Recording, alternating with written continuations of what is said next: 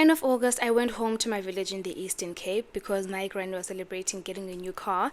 And while we're there, we went up to the graveyard of her family. So her parents were there, her brothers, her cousins, the entire family. And as we did that, I thought to myself, I won't be buried next to my family because I'm a woman. I won't rest in peace next to the family and the lands that I know because I'm a woman. My grandmother will not lay to rest next to her parents, next to her brothers, and next to the family that she was born in because she's a woman. She'll be laid to rest with her husband and his family. My great grandmother doesn't belong to this. This is not the family that she was born with. She's here because she got married to this family.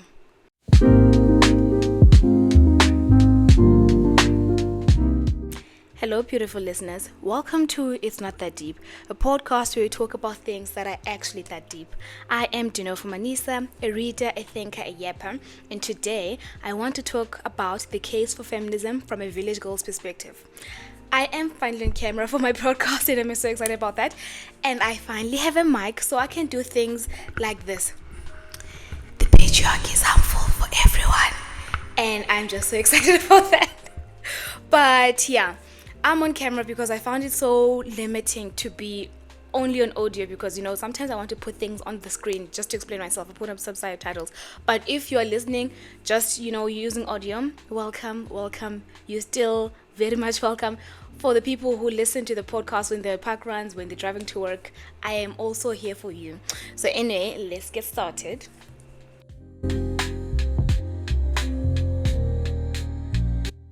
Today I want to talk about my journey into feminism and how a girl who was raised to be conservative and raised in conservative settings found herself marginally progressive. And I say marginally progressive because there's so many lived experiences that are not our own that we don't think about day to day. For example, ever thought of accessibility in your day to day when you're going to work, when you're going to restaurants? And do you think about if this place is accessible for people with disabilities, for example? So there's so many lived experiences that I have to probe myself into thinking like, okay, this might not be for everyone. And the first time I thought about this like on a deep level was when I started watching Shaka Ilembe, and there's this character with special needs there portrayed in a weird way, like witchcraft vibes. And I started thinking about this, like how it must feel to be represented in a way like this, first of all, like it's a community.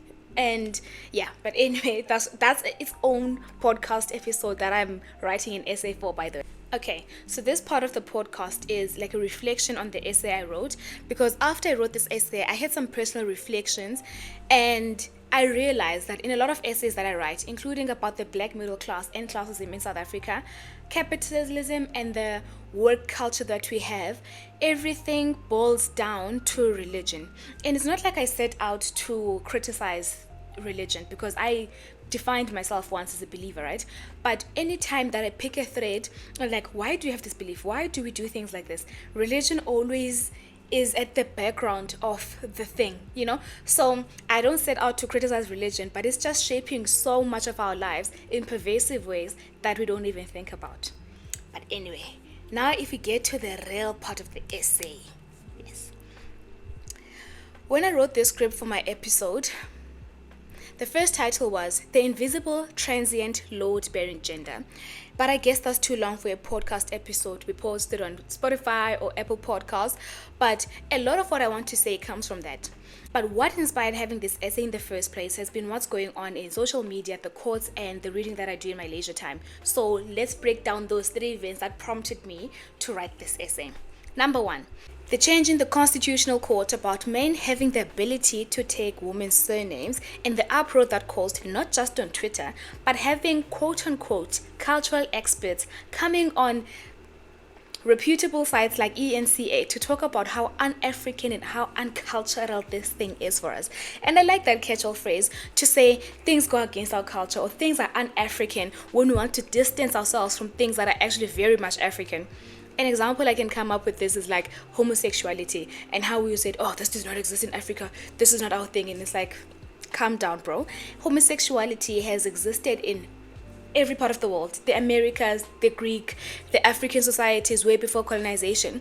And we only have the beliefs and values that we have now because a lot of the world was colonized and Christianity became the dominant religion. Okanye Abrahamic faiths. So anyway, I find it funny that things that were part of our culture will be distanced as un-African, whereas even some of our cultural attires are not even from us. There are a lot of Dutch-inspired cultural wear that we see as like, oh yeah, this is African, when it's really not. But we're not gonna distance ourselves from those. But okay, let's call up.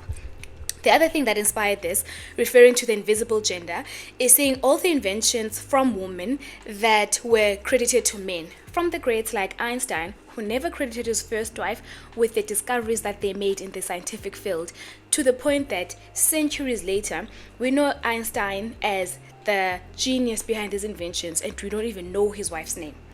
Other examples include the discovery of the helix shape of DNA, the reason we have computers, GPS, Teams, and video calls coming from women, and worst of all, one of my favorite authors, George Orwell, who received love, fame, acclaim, and to this day, credited as the author who wrote defining books of the times that he lived in, including 1984, Animal Farm, and the books where he was writing about being in the Spanish War. The person behind the books editing and helping him be the great author that he was his wife, Eileen, but we never read about her. She's never credited. I read this essay about her life, how she was top in her class for English and she came from a better social standing than George, and I was like, damn, that quote from Cruella was true. We have lost more good women to marriage than we have to war. The name of the book of the Orwell essay is Wifedom, Mrs. Orwell's Invisible Life by Anna Fanda, by the way. Load bearing, from my original title, comes from the very necessary but very invisible, unpaid domestic work performed by women that propel economies forward. If women started putting invoices to everything they do and are expected to do out of love and being good, kunga late, and everything that women do have price tags on them. She cooks your meals, a private chef would do that and get paid for it. Cleans and sorts out everything, domestic laborers are paid for those sort of things. And that's where the first title of how women are invisible but still load bearings comes up. Because as marginalized as we are to credit and Nobel Peace Prizes, for that man to get up on that stage, that woman is the one propping him up. It's her labor. Forget noble stages. Often for men to be able to go out into the world and work or study, it's usually a woman who's holding down the fort at home to enable him to do that. I say we're transcend humans who aren't really humans, and this is because the system of patriarchy set up that rule that you aren't. You're just property. You first take the name of your father, as men also do by the way, and then one day you're expected to shed all that to be honored to take your husband's name, as if you don't have any identity that matters. And something else that I've seen but even can't name is the exploitation that comes with being female. The use of religion to justify a lot of heinous things that happen, and the one that I'm referring to specifically right now is child marriage being something that was outlawed in Sudan, but old men protested and had the ruling overturned in a matter of 24 hours.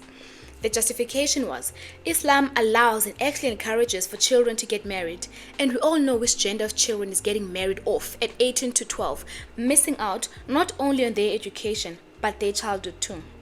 Osman was just 13 when she was married off by her father to a man who paid $100. She and her mother say she was beaten and raped for 2 years before they convinced him to divorce her. My husband would go out to search for some food, then he would return home empty-handed and beat me, demanding why I hadn't prepared lunch for him. But I had nothing to cook. There is no law mandating a minimum age for marriage in Somalia. A bill introduced in Parliament this month by a presidential ally caused a wave of criticism from lawmakers when they realised it would legalise marriage at puberty, which could be as early as 10 for some girls. Data from a government survey this year shows that nearly a third of girls are married before their 18th birthday, just under half of those before the age of 15. Many activists like Hodan Ali reject the bill. This bill, which will be applied in this country, which will affect the most vulnerable and the most poor, right?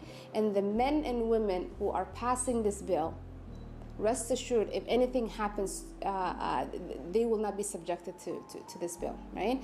Some of the people who are working on this, their children live in a safe country where the rights of their children are protected. Nadifa Hussain runs 3 camps in Mogadishu for families fleeing violence and abandoned child brides.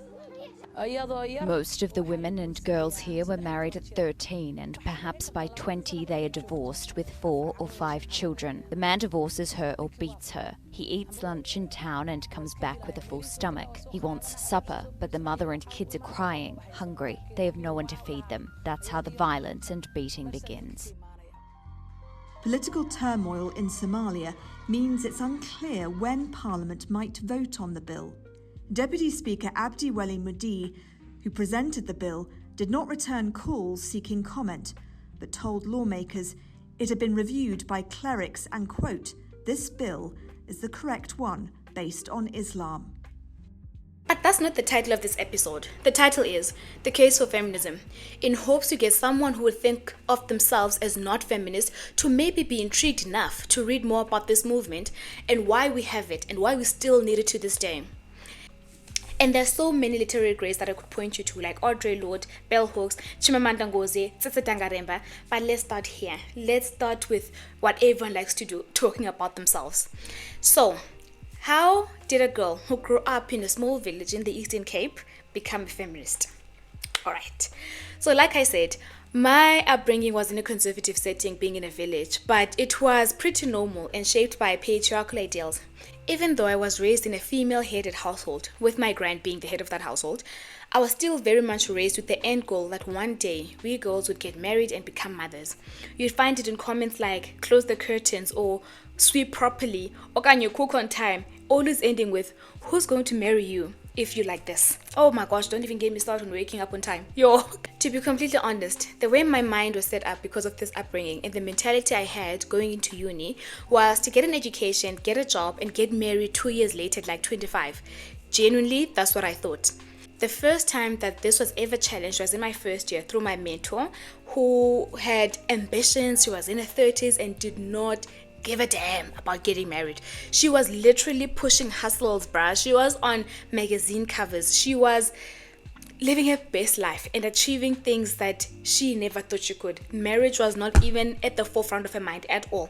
And it was like, oh, hallelujah, is this even possible? Even now when I go home, I'm seen as this girl who has ticked the boxes before marriage, like, tick, you got an education, tick, you got a job. And now the blank box is like, when are you becoming a mother and when are you getting married?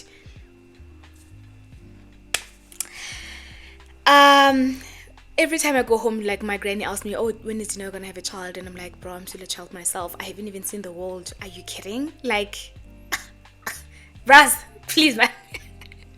Besides that, I won't lie and say there were glaring gender differences at home, like because I'm a woman, I'm expected to kneel for male guests.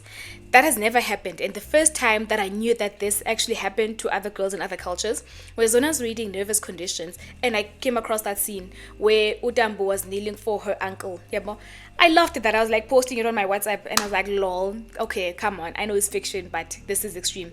And then my friend from Zim said, oh yeah, that actually happens. Yeah. So when the male relatives visit, my mom and I will be bowing to the male relatives of the house, and that includes my younger brother. I was like, what the hell? So that actually happens. And it's so funny because Sisi Tangaremba in her book, actually, she says, I don't know why any human being would want someone else to kneel for them. I find that weird. And guys, when I found out that it really happened, I was like, why? Are they God? What the hell? So anyway, that did not happen in my childhood. There were no glaring gender differences. The only gender differences that were there were subtle to the point that you're not even able to perceive them. Examples include when there's a family event, you are to serve the men first, né? And whenever there's events like that, like umkitu or a wedding, there's specific gender rules. You as a woman, you clean, you serve, sure. And then the male members of the family, they slaughter, they do the outside stuff. So it's always like that for events, but day to day, no, not really. The only time I started questioning this serving the men first thing was last year. I hosted a birthday party, and a female relative of mine was at the birthday party, and we're braaiing and everything. When it came time to eat, she said to the male members of the cohort that they should get dished up first, or like they should be served first. And I was like, I'm sorry, what? Because these men were my peers. Like, I was like, why would you serve these people first? We were at uni together. We were cheating off each other for tats. Why? Like, that's when I saw, I was like, what the hell? And that's when I started thinking about how the implied hierarchy between the genders comes. It's like, we serve these people first. And it's like, why? Why? Yo, guys, it started making me think about, if this is so abnormal in a city setting, why are we normalizing it in rural settings? Like, why is that a norm in the village? Because these men didn't cook. Why are they eating first? But anyway, the things that radicalized me as a child are the following. I want to state, first and foremost, older women. Hearing the experiences of older women in my family, including my granny and my great-grandmother.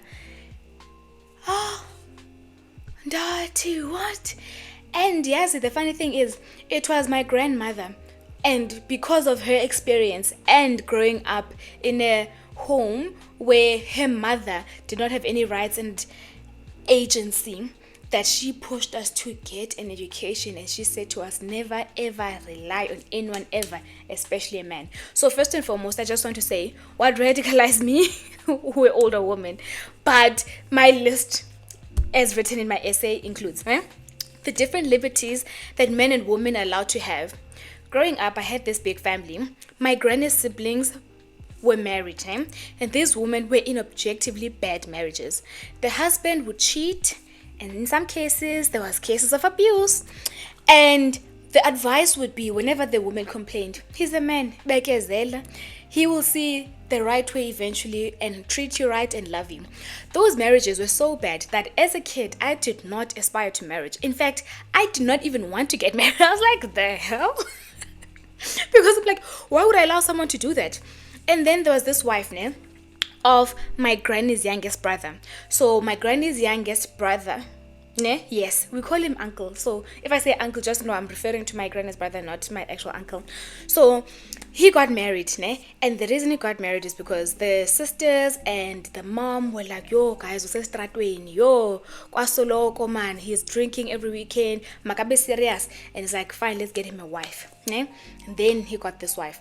This guy, because he wasn't in the state or the capability of taking this decision by himself or on his own to say I want to get married, he was doing the thing that he's been doing all along. He was on the streets with a wife and kid at home. He would flirt with people in front of her and dun. Obviously he was cheating, This girl was like, bet, is that how we're doing this? She cheated back. Jongane, every time this lady came to my grandmother to say, oh, no. My grandmother would be like, oh man, oh, I'm so sorry, forgive him, and he's gonna find his way eventually. When she cheated, do you know what they said? She's bringing dishonor to the family. And the people who were enabling her to stay in the marriage and to forgive were the first people to say, how dare she dishonor us and bring disrespect to our family and to our name. Isn't that ironic? Okay. So this is something literally I was talking to my granny in August. Like to this day, my granny still says the wife brought shame and dishonor to the marriage when the man was simply being a man and him cheating because it's expected. We don't expect much from men. It's like he's a man, let's forgive, But yeah, I swear on my life, I remember when we were talking about this, I was in third year in varsity, and we were talking about this case because this divorce has been dragging out. And I was like, I don't think that you guys are being fair in the different ways you are holding them accountable, because your brother cheated, but now when the wife is cheating back, you are so angry and you weren't giving that energy when he was cheating. And then she says, Dineo, that's what men do. One day when you're married, you need to know that cheating is no reason to leave a marriage. Guys, the fact that I am like this is a miracle. Like being a feminist is a shock.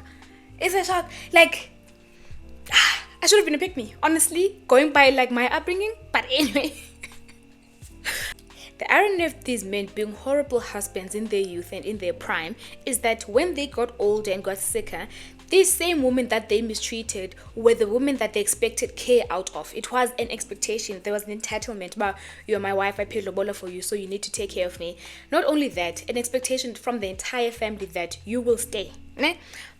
Suddenly, he's a good husband, but not because he's actually good, but because he doesn't have the ability to be bad anymore. He doesn't have the health to be out on the streets. But I have one grandfather who actually, like, a week before he died, he was out cheating. And I've got to respect that because oh, that man went out to the streets until he dropped dead. And I have got to respect that because it's like till the end. But you know what? The third reason that I became a feminist at the tender age of being in grade 8 was, in grade 7, I read the Bible back to back, cover to cover, twice. And I was starting to feel like, wait a fucking minute, wait a minute, hold the bus. Like, I was willing to overlook a lot of things that happened in the Old Testament, which are objectively despicable, because like, what the hell do you mean that I have to marry the man who raped me? Like, what the fuck? Like, what do you mean I have to marry my rapist so that my father's house is not brought to shame? Be for real, bro. I overlooked all those things to say, oh yeah, we're in the New Testament, so things will be better. They weren't. Girl, Paul's misogyny is like biblical. You're telling me that I have to wear duke because it brings honor to the husband, but men don't have to wear that because they bring honor to God, i.e., your God as a woman is men. We may see this marry your rapist thing as not that deep, especially in the South African context where our constitution deeply enshrines the rights of women and a lot of people actually. But around the world, there still has to be something written in law that you don't have to marry the man who violated and traumatized you. There's even a world map of where rapists can avoid punishment by marrying their victims.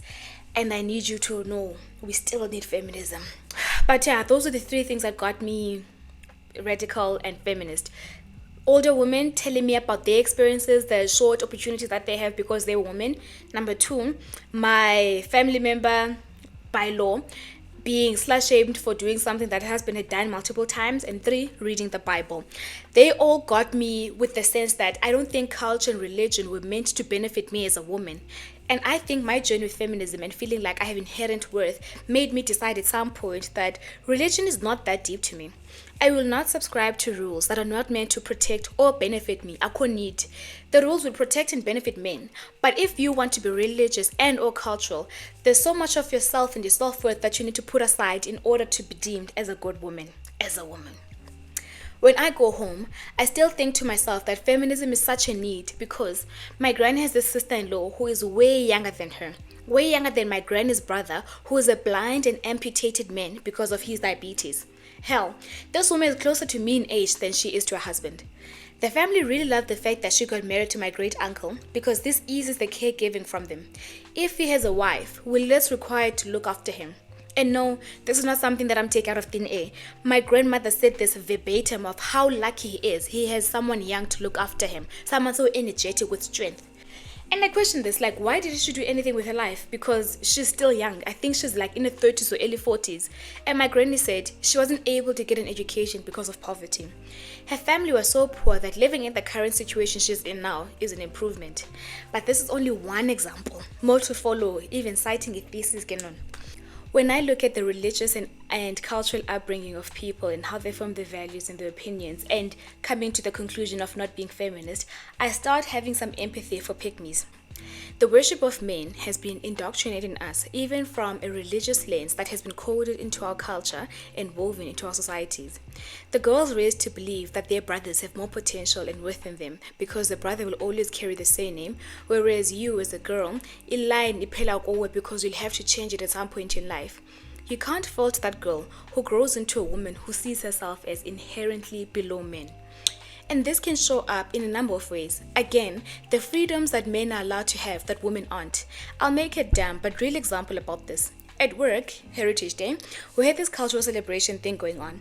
And the initial idea was a bring and share. So, you cook your cultural dish at work, you'll bring it to the office and then we'll taste. And I was part of the organizing committee with this other lady. She's married, older than me, has kids, and she was allocating on who brings what, who cooks at home. And she allocated 0 of the cooking to men. I asked why. Don't you all eat? Her response was, yo, Dineo, you know man, they're men. The irony was, I was allocated cooking coming from the closer tribe, and the two other men who were also closer weren't expected to do anything because they're men. When you teach a girl child to see herself in this light, it doesn't end in the home. It doesn't end in church where they're told that you wear a duke to honor men or that she's dirty when she's on a period. It is in every facet of their life in the way that they view gender in themselves. But my empathy for pygmies and women raised like this starts to disappear when I consider the harm that these women bring to other women and girls in their communities. And for this, I want you to think of that problematic uncle you have, that weird teacher who is known to have a certain reputation with young girls, and I want you to interrogate why the burden of responsibility of ensuring harm does not happen to young girls is placed on the young girls. I'll even bring in a few examples from my childhood that I'm sure people will relate to. First one, Dinelle, please wear a longer skirt because so-and-so is coming over. In the school setting, I had this female teacher who loved me to bits who told me, never be alone in class with Mr. So-and-so. Always ensure that there's someone in there with you. In both of these examples, your initial perspective might be that these people are protective of the girl in question, but that's not really protection. We are not holding the person who brings harm accountable. We are not removing them from the circle in order for them to not bring harm to others. We are simply dumping the responsibility of not getting harmed on the young girl. And when harm does happen, we don't look at the uncle and ask why the fuck would he go after a 14-year-old girl. We look at the girl and you ask her, when you showered in your own home, did you ensure he never saw you naked or walking around in the house with a towel? We say to the girl, we have seen your short uniform going to school. Is that how you dress at home as well? Well, guys, what the hell did you expect him to do? As if this was a natural outcome of the situation. The worship of men as these people who are above reproach, they are our natural leaders, and simultaneously, these beings who have no control over their actions, these people that we don't expect much out of morally, doesn't make sense to me. Why would you be okay with that person being your leader? And so these women who fail to stand up for themselves and for the girls in their communities, we inevitably cause harm by protecting, keeping harm a secret, or blaming it on other women. And the irony is, the person being burned at the stake at this part of the essay isn't the uncle who caused harm, it's the aunties who covered it up. And this still shows how we expect much more from women than we do from men. Like, I'm even falling into my own trap. In my initial mind map of this episode, I included a part about how we project fragility onto men about certain things that we can speak about in their presence. For example, when I was in high school, I learned about the menstrual cycle for the first time, and I was talking about it with the lady who assists with domestic labor at home. And when my uncle came to the kitchen, the older woman was like, shh, shh, he's a man, he's not supposed to hear about this. And it's like, hear about what? He's gonna have kids one day. He needs to know about this cycle. Like, I'm sorry, he's gonna have a wife, he's gonna have daughters. Like, why would you not want him to know about this? Like, we have such a long way to go, guys. I'm 27 years old. I'm not talking about things that are like, oh, back in the days. Like, yeah, it's recent. Before we go any further, I'd like to play back what feminism is, the definition that I have in mind when I talk about feminism, so that we're all on the same page. And to quote the great Chimamanda Ngozi, and from Beyonce's flawless excerpt, here goes. Feminist, a person who believes in the social, political, and economic equality of the sexes. So my feminism journey started then, in grade 8, with this inherent sense that I'm equal and worthy, but I had my first nemesis right then. I had this male teacher from Zimbabwe who said, girls can't be as good in math and science like boys are. You guys are only good in English or those subjects that require emotion. There was always something he said about the right side of the brain that the ladies use more than the left side of the brain, like the more emotive side of the brain or whatever. And when I think back about this and like how his misogyny was dangerous to young girls that he was teaching, because you could strip away someone's confidence when you tell them that, hey, you can't be good in this subject because you're a girl. I think about his beliefs and his life and how he led his life. This person had his wife in the school and her paycheck went into his bank account. That lady was not allowed to handle money. And he used to tell this to us as if like it was a thing to brag about, like, oh, you women have too many rights in South Africa. So when you think about that, like that's his life, that's how he lives his life, and this is what he's saying. It's South Sudan. I was like, okay, this person is a misogynist. I mean, and you realize that feminism is still a deep need to this day, instead of something that's been accomplished, because we're fighting both cultural and religious norms on women's role that dilute the rights that they're given by the state. And now, here's the case for feminism. Every single right and privilege you have as a woman right now is because of feminism. Your ability to get an education, access healthcare, have something as simple as a bank account, the ability for you to buy a house or a car without the consent of your father or husband or your brother. The right for you to drive, be single, that is, the ability to get a job and not be forced to rely on a man and be able to earn from that job was hard earned and fought. Black women in South Africa were only allowed to buy and own property in 1994 when the apartheid government was overturned. Black men's ability to own land took place in 1991. Women were excluded from this because they were still seen as wards of their fathers or their husbands, rendering them a minor forever. You may think 1991 is a thing of the past. Courts still hear cases to this day of women not being able to inherit or own property because at the time of their marriage or their father's death, as a woman, they weren't allowed to own the house. The part about self-reliance that I mentioned and the ability to have your own job. This thing ticks me off because I see a lot of memes about how women hate it now because you have to clock in at 9 to 5 like the other 50% of the world. And I just want to say to you, you don't hate feminism, you hate capitalism, because there's never been a time in history when women didn't work. They were simply exploited and not paid, or paid as well as men were. Something that persists today with the gender pay gap. So, if you're lower class or black, there's a 98% chance that you'd have been working even without feminism being a system that exists. Every time people make jokes like this about how we don't need feminism or feminism ruined our lives because now we have to work and study, think of being legally incapable of entering into a contract. Think of working but not having a right to earn a paycheck because you're a woman. Think of being smart as your brother or smart as that colleague and not having the ability to access that classroom or that lab because you're a woman. I lived when my great-grandmother was still alive, and the stories I heard about her marriage, the financial neglect her husband put her through, and the extramarital affairs he flaunted, you ask yourself why she couldn't have left. She had no ability to. She was his ward. She had no means to provide for herself or her 9 children. And that's where Bekezilling comes from a point of not having a choice, of not having a way out or any other alternative than just to endure. And I thank gods above that I don't live in a reality like that. I hate how every sentence begins with a tangent, but to say you hate feminism and the only reason you're working now is because of it is untrue to begin with. But if I ask my friends okay, if you weren't working, what would you be doing? And they mention things like being a housewife and a stay-at-home mom, and by implication of you saying you're not working, you're a housewife, you diminish the labor that you actually bring in.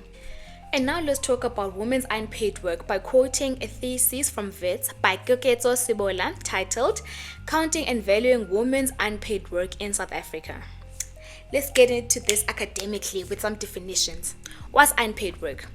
This refers to the domestic work women usually do in the home that does not bring in an income. We differentiate from leisure time because you could get someone else to do it and pay them to do exactly what the woman is doing. Why is it important to value this work? If you don't value this work, it entrenches social ills which affect more women than men, things like gender discrimination and poverty.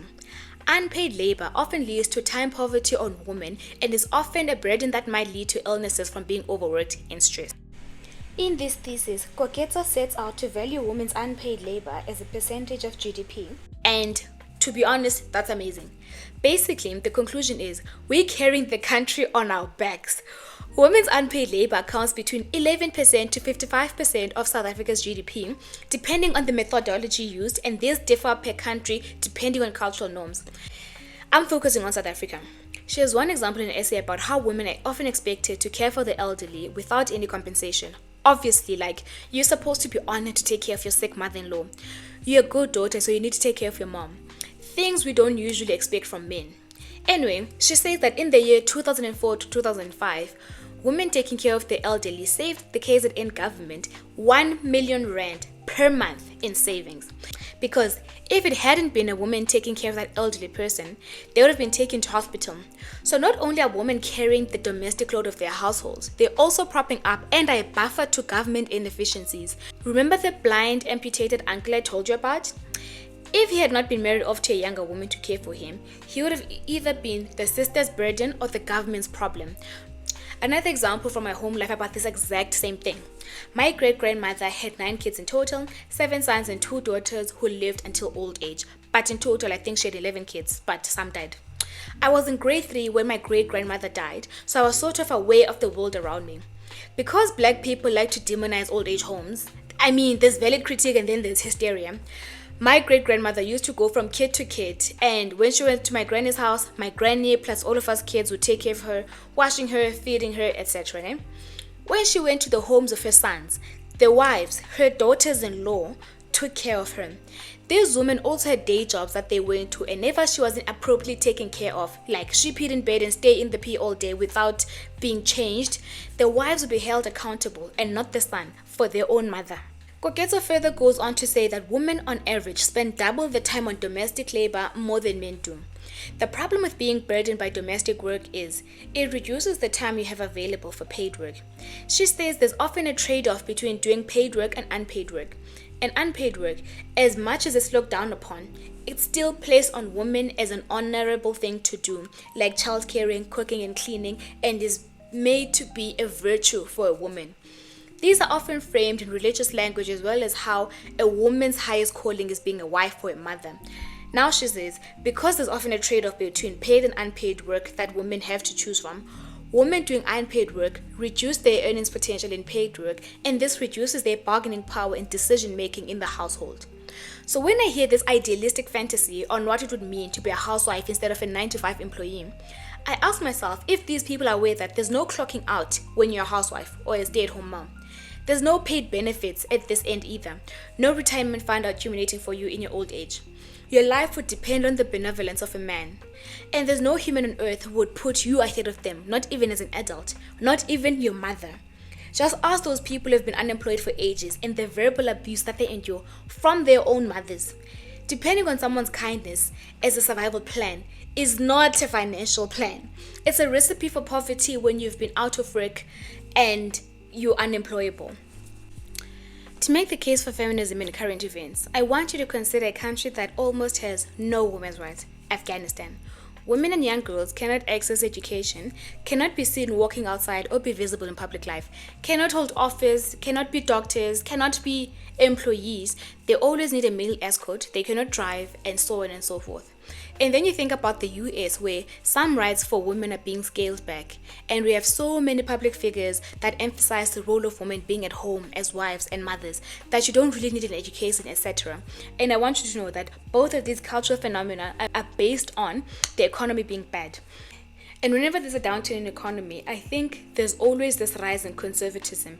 And I think it might be people looking back in their past with fondness that is not actually true.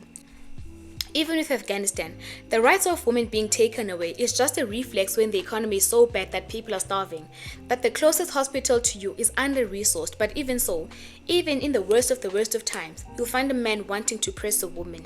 And this is why feminism also needs to be intersectional and consider class in its societal critique. And now let's talk about choice feminism.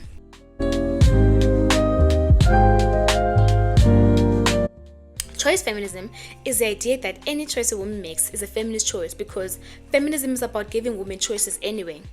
The thing that comes to mind for choice feminism is this movie scene that made me believe so much in choice feminism, and it's the Mona Lisa Smile, where Julia Andrews portrays a character that's a teacher at an arts college. The college is conservative, the female students she has are really smart, but everyone aspires to marriage, and Julie's character there encourages all of them to live a life where the central goal or point is their ambition and not necessarily marriage. One scene I recall is this grade student who turns down a chance to study in an Ivy League varsity because a boyfriend proposed to her. The teacher is so against this, citing living on your own, being a feminist, and the student responds, "This is my feminist choice." The whole point of feminism is to allow people to make their own choices. Miss Watson, come in. 7 law schools within 45 minutes of Philadelphia. You can study and get dinner on the table by 5. It's too late. No, some of them accept late admissions. Now, I was upset at first, I can tell you that now. When Tommy came to me at the dance and told me that he got accepted to Penn, I thought, oh God, her fate is sealed. She's worked so hard, how could you throw it away? And then I realized you wouldn't have to. You could bake your cake and eat it too. It's just wonderful. We're married. We eloped over the weekend. It turned out he was petrified of a big ceremony, so we did a sort of spur-of-the-moment thing. Very romantic. Look.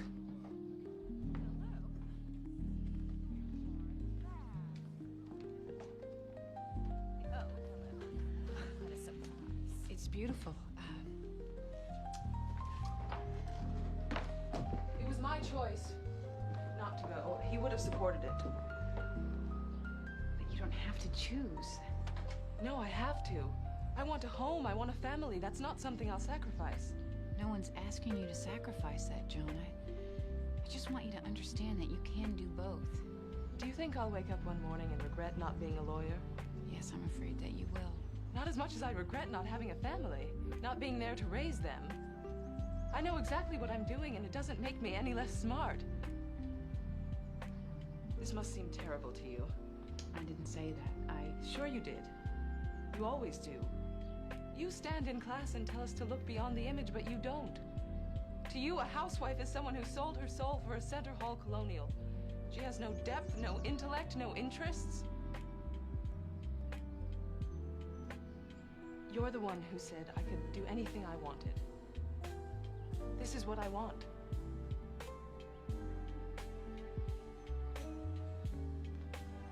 And I took that and I ran with it. Until a few years ago, and so much now being on Twitter.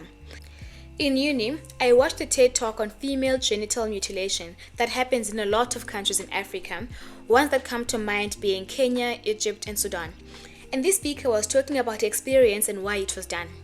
FGM is the cutting of the external genitalia for women, sometimes only the clitoris, other times it's all external genitalia, including the labia.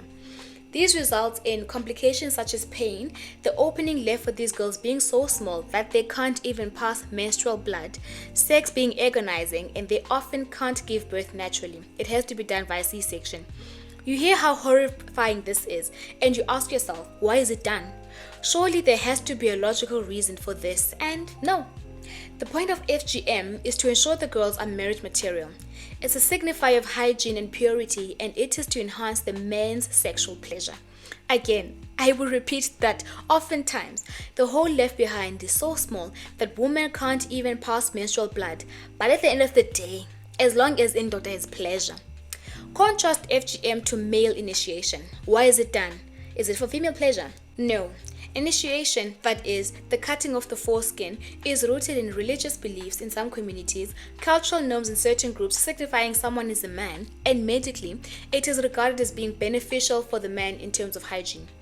Did you hear me mention anything about men's purity or female pleasure? Okay, good on. Anyway, I watched this TED talk and I was horrified. I'm like, what the fuck?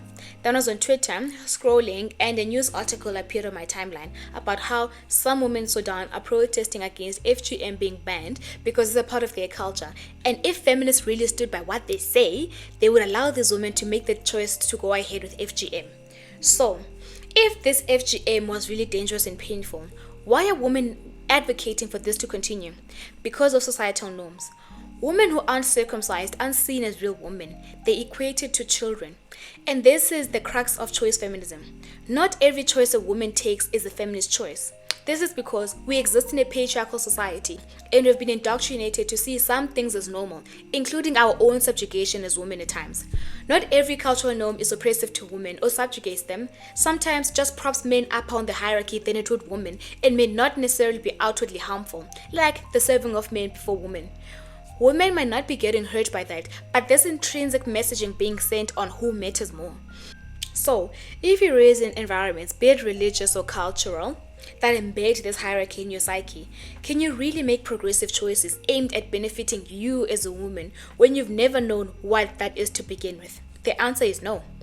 Feminism is a school of thought that's so progressive that everything we view as normal in this society has to be appended. It is meant to spark conversations and make you introspect and reflect on your own worldviews.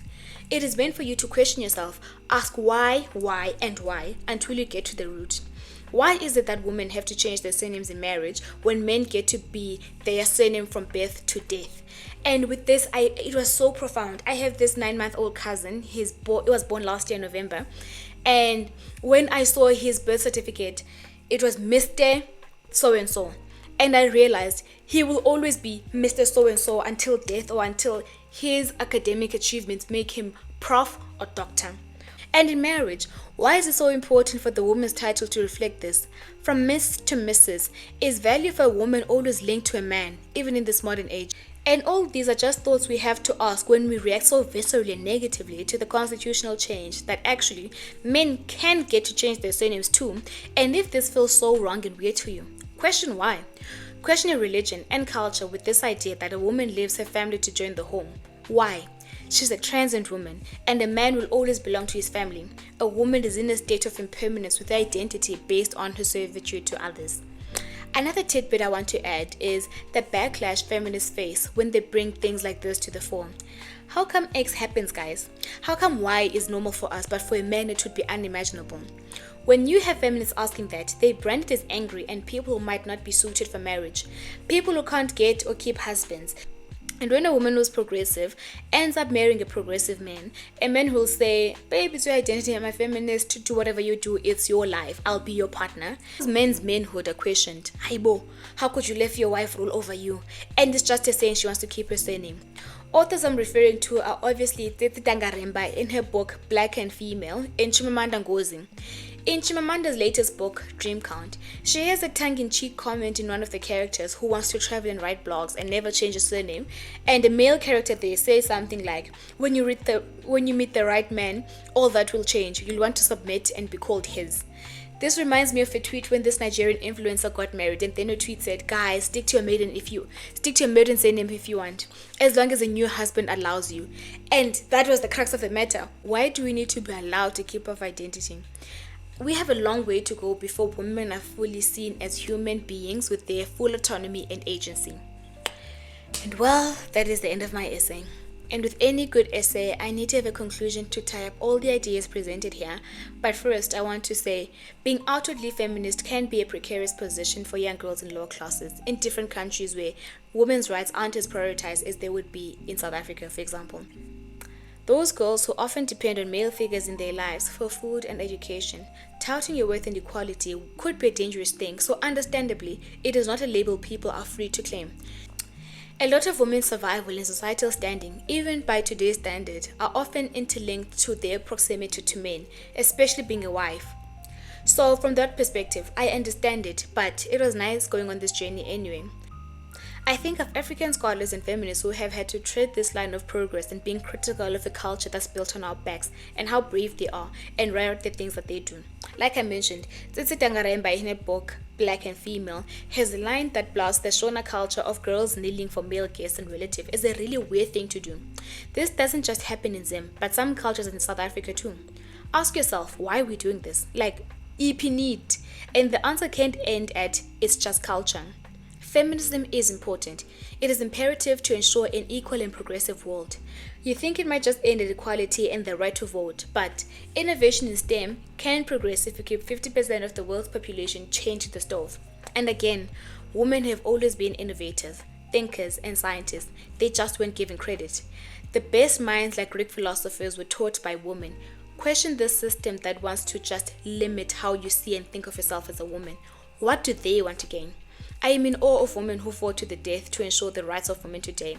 I am grateful for people who question language and why we see male as default in things we do. I'm grateful for the women who are trailblazers and question and make a ruckus. We need them. And for women who aren't feminists or blame feminism for the capitalist hellscape that has burned you out. It's okay, queen. It's not feminism, it's capitalism. But there's also a human tendency to romanticize the past. Like, men used to provide for us. We never had to wake up at 6 a.m. to clock in at 8 to pick traffic. That's untrue. I wish more people talk to women in lower classes who don't have any agency in their lives, or older women experience this. My great-grandmother was unable to leave a bad marriage because even though she worked as a seamstress, she was unable to be adequately paid for that because she was a woman, a black woman at the height of apartheid. She didn't have agency over her own body to say, I'm done having kids. She had 11 kids in her lifetime. I understand people look at the past with rose-tinted glasses. After all, I have old people in my family, including my grandmother, who say, hey, it was better than apartheid because black people are guaranteed jobs. I'm sure anyone with critical thinking will see how inaccurate that statement is. A system where a group of people were not deemed humans, forcefully removed from their homes and land, unable to vote or have any agency, cannot be better than what it is now. To have equal opportunities, to be able to be human, to have agency. And I want you to ask yourself why we think that would be better for women. With much love, critical thinking, equality, and again, critical thinking, I bid you farewell. Until next time, bye.